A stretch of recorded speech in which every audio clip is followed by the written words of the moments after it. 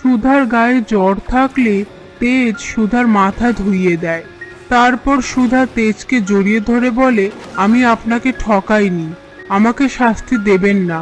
আমি শুধু আমার বাবার স্বপ্ন পূরণ করতে চাই, নিজের পায়ে দাঁড়াতে চাই। তেজ বলে, এবার থেকে আপনাকে আর অকারণে ভুল বুঝবো না, আপনার পাশে থাকবো আর আপনাকে কোনোদিনও কষ্ট দেব না। এরপর তেজ সুধার জন্য রান্নাঘরে এসে দুধ গরম করে নিয়ে যায়। তারপর তেজ সুধাকে দুধ খাইয়ে শুইয়ে দেয়। এরপর মাথায় জলপট্টি দিয়ে দেয়।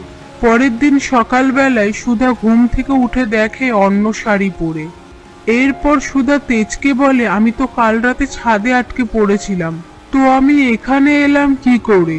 তেজ বলে, কালকে আমি ছাদে গিয়েছিলাম, দেখলাম ছাদের দরজাটা লক করা, তারপর দেখি আপনি ওখানে পড়ে আছেন। কি করতাম আর, আপনাকে নিয়ে এলাম। যা ধুম জ্বর ছিল আপনার। সুধা বলে, কিন্তু এই শাড়িটা কালকে যেটা পরেছিলাম সেটা তো ওখানে রাখা। তেজ বলে, এটা কি ধরনের প্রশ্ন? আর কি কাউকে দেখতে পাচ্ছেন এই ঘরে? এ কথা শুনে সুধা লজ্জায় পড়ে যায় আর বলে, এটা আপনি কি করলেন? আমার নয় জ্বর এসেছিল, বাধা দেওয়ার অবস্থাতে ছিলাম না, তাই বলে আপনি শাড়ি চেঞ্জ করে দিলেন?